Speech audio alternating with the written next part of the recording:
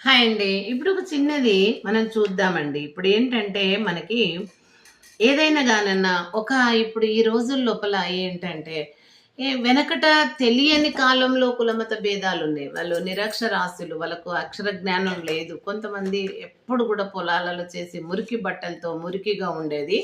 కొంచెం చదువుకున్నటువంటి వాళ్ళేమో వీళ్ళని చూసి అసహ్యించుకొని వాళ్ళని దూరంగా ఉంచి, ఆ కొనాకిట్లో ఉంచి పైనుండి నీళ్లు పోయడము, పైనుండి రొట్టె వేయడము, చాకిరి పెట్టి చాకిరి చేపించుకునేటటువంటి ఆ సమయంలో ఈ పనులు చేసేటటువంటి వాళ్ళు శుభ్రంగా ఉంటే కూడా వాళ్ళు ఓర్వకపోయేదన్నమాట.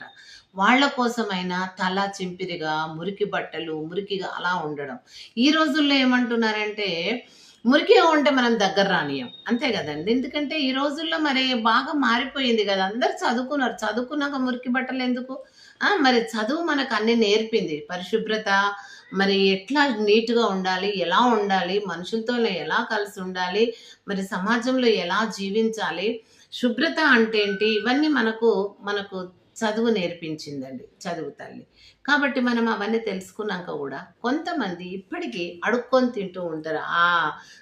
అది ఆ చినిగిపోయిన బట్టలేసుకొని, లేదా మరి వికారమైనటువంటి మురికి గుడ్డలేసుకొని అడుక్కొని తింటుంటారు. కొంతమందేమో నిజంగా కొడుకులు, కోడన్లు చూడకపోవటం వల్ల అలా చేస్తారు. కొంతమందేమో వాళ్ళు చూసినా గాని వాళ్ళని బ్లేమ్ చేయటానికి ఆ ముసలి వాళ్ళు మరి ఆ రకంగా చేస్తారు. మనం ఏది నిజమని చెప్పలేము. వాళ్ళకి దగ్గరలో లేము కాబట్టి. సమాజంలో మనం ఒకరం కాబట్టి. ఇంకొకటి అలా జరుగుతున్నందుకు ప్రభుత్వం ఏం చేస్తుంది? ఆసరా పథకాలిస్తుంది. ఎవ్వరు అడుక్కొని తినగూడదు. అందరికి కూడా మరి 3000 2000 ఎంతనో మరి డబ్బులిస్తారు. ఓల్డ్ ఏజ్ వాళ్ళకి. వాటితోని మీ మీ అవసరాలు మీరు తీర్చుకోండి అని చెప్తుంది. మరి కూపన్ల ద్వారా మరి రేషన్ ఇస్తున్నారు. ఫ్రీగా ఇస్తున్నారు. చౌక ధరలకు ఇస్తున్నారు. మరి వీళ్ళు డబ్బిస్తున్నారు. మరి అటువంటి చౌక ధరల మరి ఆహార పదార్థాలు అందిస్తున్నప్పుడు ఇంకా అడుక్కొని తినడం మంచిది కాదు గదా!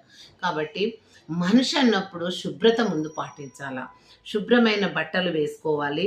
మరి ఇంకా శుభ్రమైన బట్టలు వేసుకొని శరీరాన్ని మంచిగా కడుక్కొని మంచిగుంటే ఎవరైనా దగ్గర నిలబడితే గూడా ఏమనరు. మురికి బట్టలతోనొచ్చి దగ్గర నిలబడితే మనం గూడా దూరం జరుగుతాం. లేకుంటే ఏంటమ్మా అంత మీదకొస్తున్నావు అని అంటాం. కాబట్టి శుభ్రత అనేది చాలా ముఖ్యం మనిషికి.